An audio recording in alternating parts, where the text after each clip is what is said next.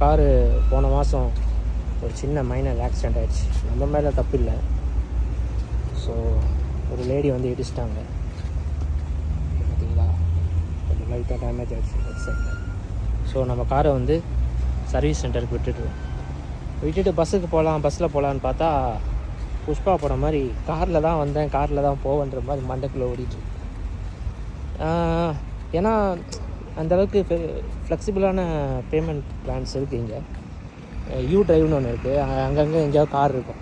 அந்த கார் நம்ம போய் எடுத்துகிட்டு எங்கேயோ வேணால் போய் விட்டுக்கலாம். எங்கே போகிறோமோ அங்கே போய் விட்டுட்டு நம்ம ஆடு போடலாம். இதே டெய்லி ரெண்டல் எடுக்கிறோம் அப்படின்னா பண்ண வேண்டியதாக.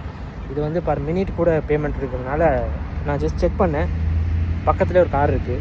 ஸோ அந்த காரை ரிசர்வ் பண்ணியிருக்கேன். போயிட்டு அந்த காரை எடுத்துகிட்டு எப்படி ஃபஸ்ட் டைமே எடுக்க போகிறேன், எப்படி இருக்குன்ற எக்ஸ்பீரியன்ஸ் உங்க கூட ஷேர் பண்ணிக்கிறேன்.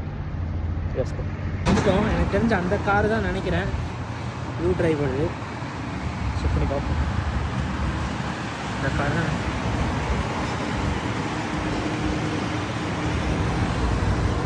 அந்த கார் தான்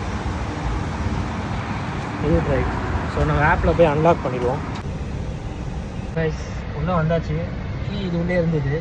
ஸோ போட்டு இது பண்ணியாச்சு. ரொம்ப பழைய வண்டியாக இருக்குது போல். 9 லட்சம் கிலோ இல்லை 95,000 கிலோமீட்டர் ஓடி.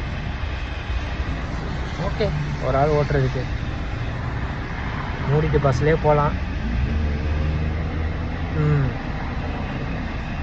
ரிஸ்க் எடுப்போம், முடிவு பண்ணியாச்சு. எடுப்போம்.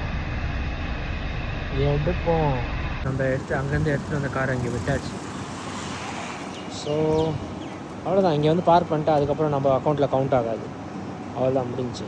இதே டெய்லி 2 கார் எடுத்தால் 24 ஹவர்ஸ் வந்து உங்களோட அக்கௌண்ட்டில் கவுண்ட் ஆகும்.